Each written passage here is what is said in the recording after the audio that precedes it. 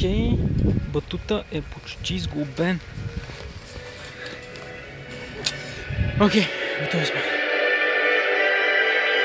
След дълги години на тежки разкопки в изгубения квартал Драгалевци, героично семейство археолози откриват древен Старгейт. Приятели, виждате първите стъпки на човека към ново пространство и ново време.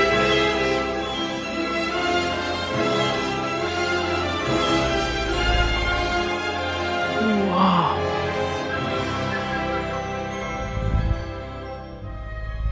Вау!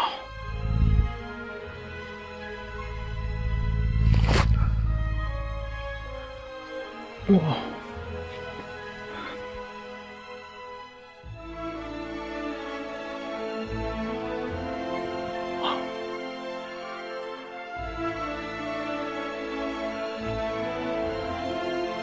Ето къде ще спа тази вечер. Великолепно. Но какво е това място? Ще разберем в следващия епизод.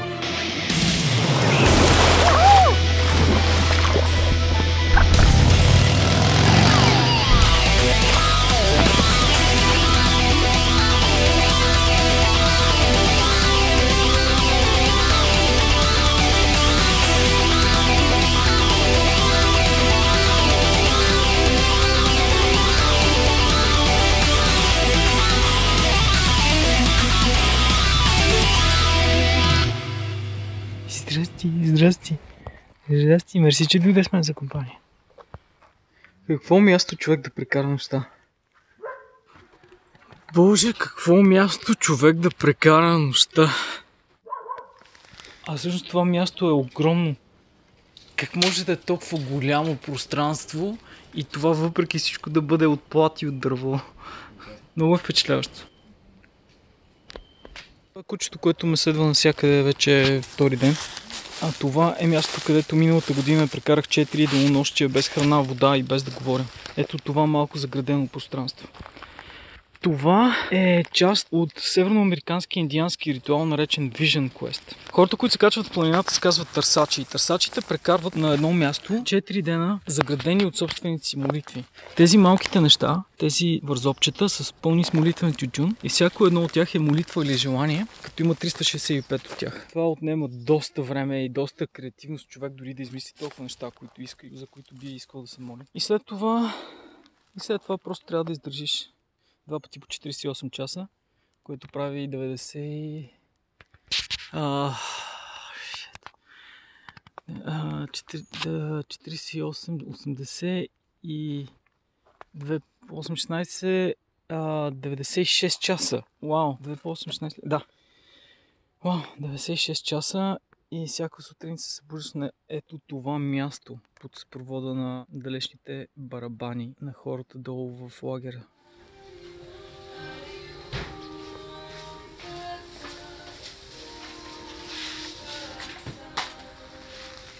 Добро утро, Мише!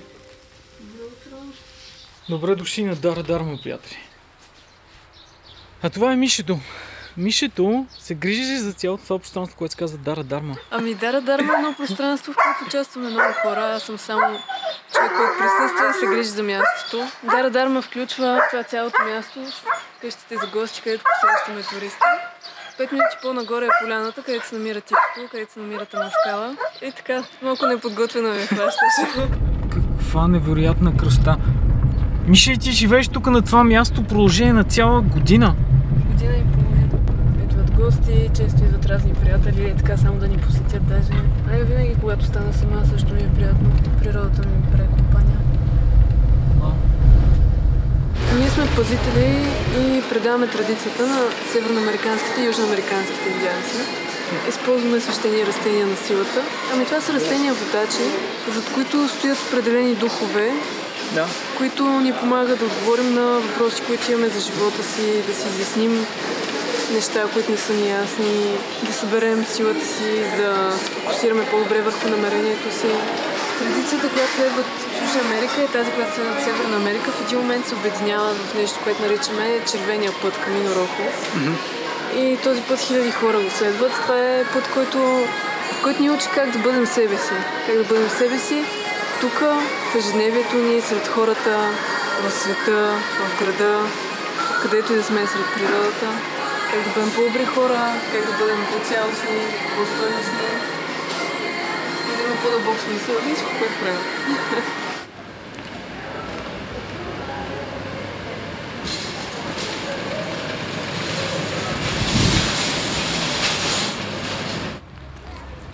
Пазарувахме ли всичко, което ни трябваше? Почти. Има и още ли? Зарядка. Мале. Спомняте ли си, когато ви показах разликата между кола и мотор? Тогава имаше малко по-малко багаж тук, защото сега в момента има сенокосачка, въглища, кучешка храна, бидон, полове диня, газова бутилка и всякакви други неща, които съм сигурен, че за пръв път се случват на Марчето. Понеже искам да сте съпричастни към това, през което минавам в момента, искам да ви кажа, че колата мирише на дървени въглища, машинно масло и кучешка храна. Мисля, че има място за още поне няколко човека, освен това. Интересното е, че живея тук от 1 година и половина и това лято за първ път успях да се кача на райското пръскало. Тоест, където и да живееш, каквото и да правиш, свикваш. Дори си на най-прекрасното място и все повече откривам, че най-важно е вътре в себе си как се чувстваш и какво отношение имаш към нещата. Горе беше велико. Това казвам на хората, че се почувствах все едно отидох при извора, точно. Не случайно се казва рай. Интересното е, че местността, през която се минава за да стигнеш догоре, се казва Джендема, което от турски значи ад. Обаче защо толкова райска? Много символично. Минаваш през ада, за да стигнеш до рая. Пеци нещо е и аз чак сега тръгвам нагоре към Хижерай.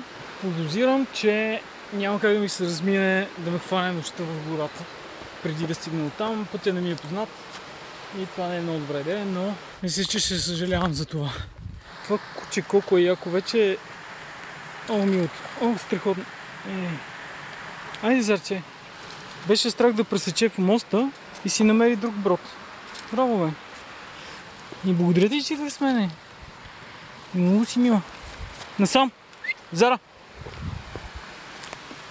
Трябва да се качи някъде тотално отсреща.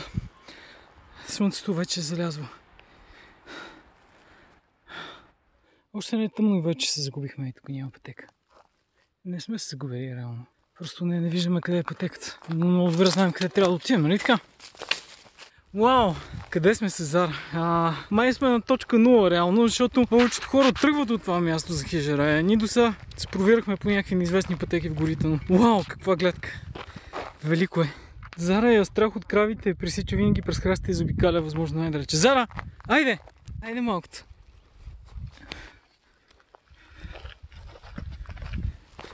Имаме доста път. Мисля, че трябва да отидем някъде там горе. Как се изрази тук един фермер, ще замръкнем. Слънцето вече се скри зад билото, а нас ни остават още към 3 часа и половина минимум, според разкази на срещнати очевидци. Значи хора, само да се светна, не правете така вкъщи. Както се казва, do as I say, not as I do. Аз в момента съм подготвен да остана под небето, без да стигна до хижата вечерта. Имам добър спарен чувал, имам дрехи и освен това обичам да съм през нощта в гората. Също обожавам. Но по принцип така не се прави. Въобще не се прави така. Окей, Зара. Значи гледай сега. Това цялото нещо е Джендема. И ние по някакъв начин трябва да минем през него и да стигнем чак зад това било. Още имам 2 часа и половина. Значи, тук си го пише, хората си го написали. Не излизайте в гората сами, не правете преходи през нощта. Така че, хора, не правете преходи през нощта. Айде, Зара! 6! Проба! Вдигаме шум. Проба, 1, 2, 3. Молим всички мечки да напуснат гората. Гората затваря след 10 минути. Всички мечки да се насочат към изходите. Благодарим ви! До сега, през целият път, единственият проблем е това се удурче го страх от всякакви видове мостове и сега не иска да мине от тук, въпреки че това дори не е мост. Защо, бе, Зарче? Защо? Какво те правя сега? Да те дигна? Ма ти ще избягаш. Трябваше го пренеса това диваче. Хайде, малката ми, давай. Давай, лисиче. Айде, бе, Зарче, бе! Айде! И тя и бяга от мене, като искам да нося. И сега какво? Не мога да остава самичка в гората. Айде! Обаче тя е умно куче. Мисля, че ще си намери брода. Айде, мини от тук. От тук мини, айде. Добре, идвам те взема. Това куче тежи доста повече, отколкото изглежда. Но най-трудното е да го фанеш, за да мога да го вдигнеш и да го пренесеш. Are we there yet? 6! Изпуснахме маркировката веднъж. И тръгнахме по грешната пътека и трябваше да се върнем. Но всичко е добре, когато на време се усещаме. И накрая огън, цивилизация и хора. И хижа. И ето как изглежда една хижа отвътре. Тази вечер ще спа на леопардови завивки. Кой си го заслужи това кебабче? Бавно, бавно, както съм те учил, бавно. Сега ми изложи през всичките ми приятели. Добро утро. Вижте къде се оказахме с това малкото диваче.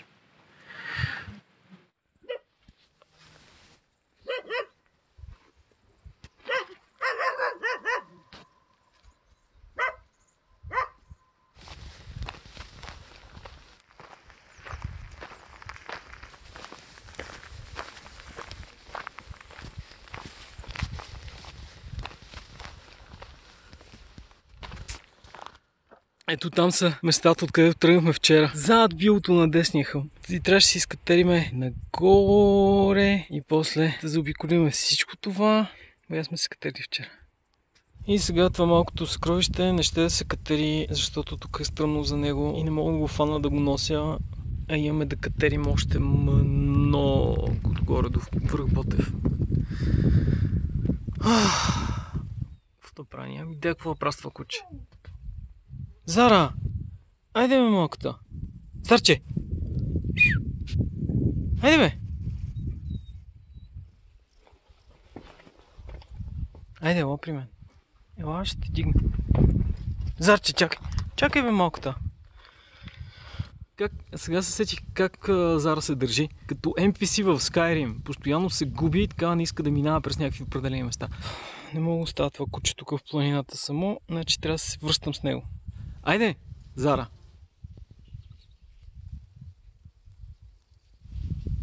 Няма как да стигнем до хижа Ботев с това маниче. Това куче тотално заби и не иска да мърда. Не знам дали мога изобщо да го пренеса долу до хижа Рай. Има доста път, до сега го носих надолу.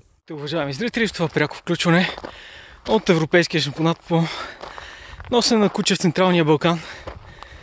Изглежда, че в челната позиция отново е Коста Танасов. За пръв път виждам куче, което го е страх от високата. И от мостове.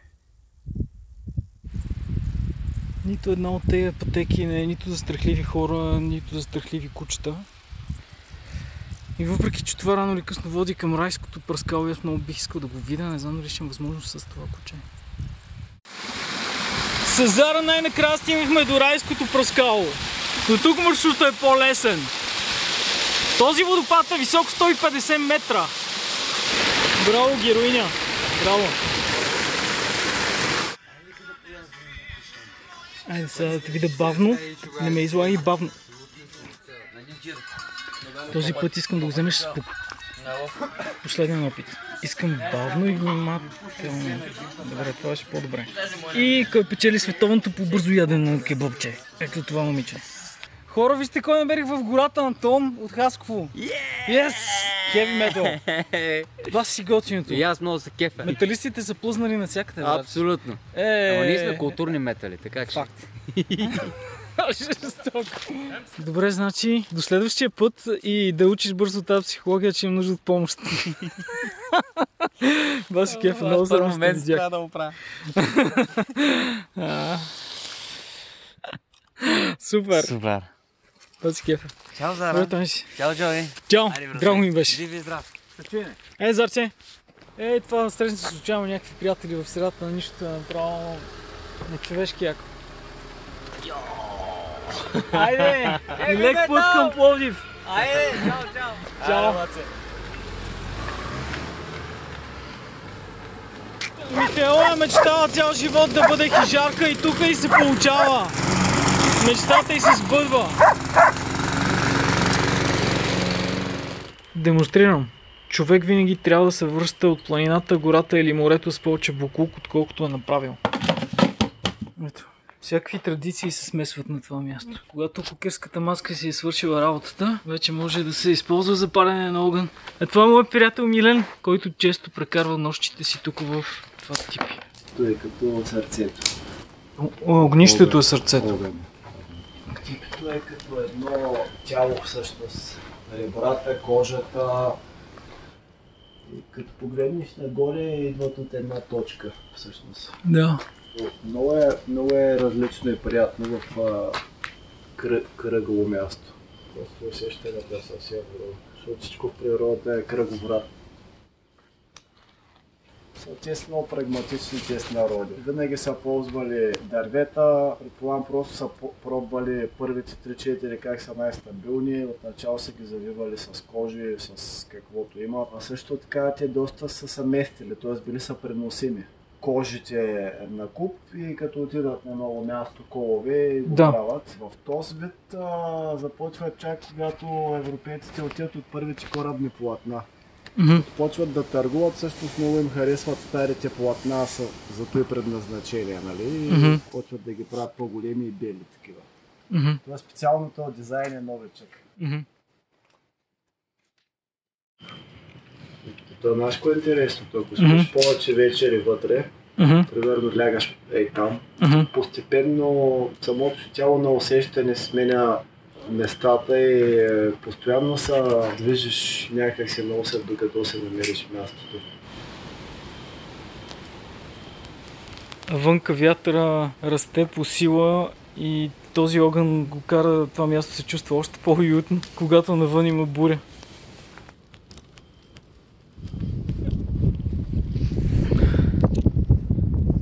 Ами това е.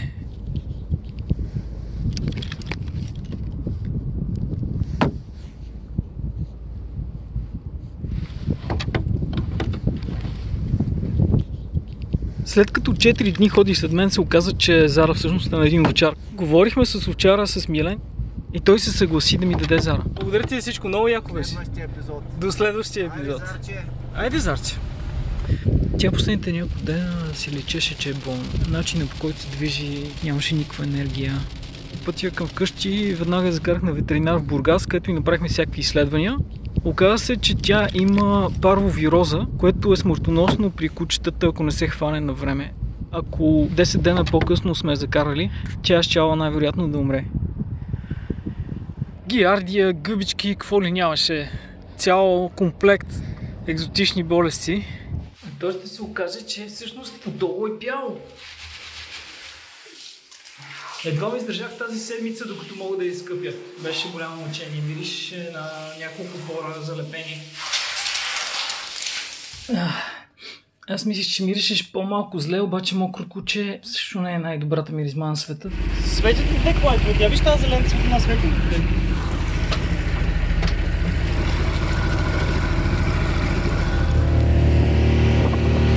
В началото тя се страхуваше от всичко.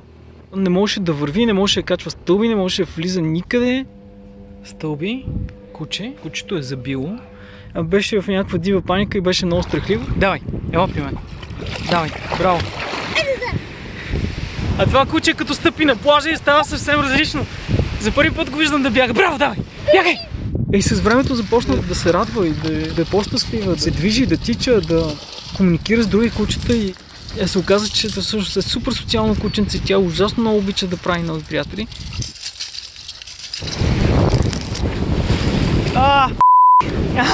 Какво направи животно? Ау! Ти вече и хъпеш, а?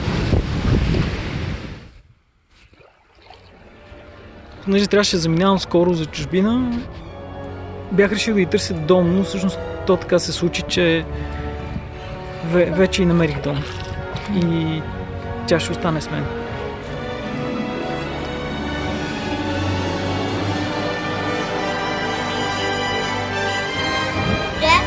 Ето какъв голден ретривър излезе от цялата работа. Зарчето вече си не дом. Много е странно, като погледна назад. Мерси, че дойдеш назад.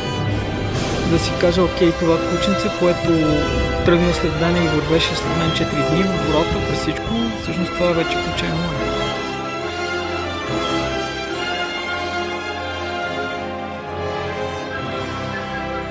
Истината е, че тотално промени живота ми това животно.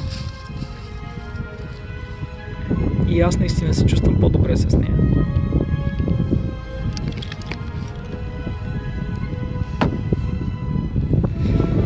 И така, време е да приключим този сезон и в пряк и в преносен и в метафоричен смисъл.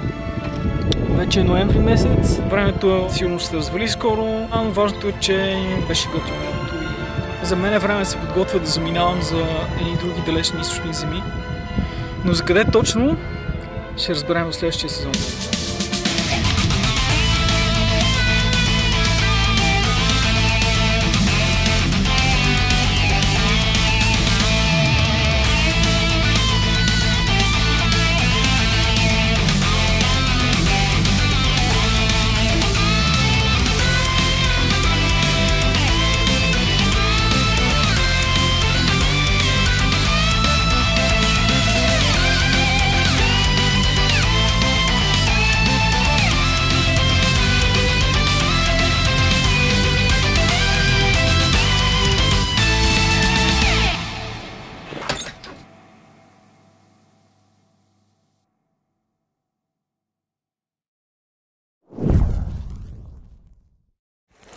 Ей, Зара, мога да те покажа колко си пораснал.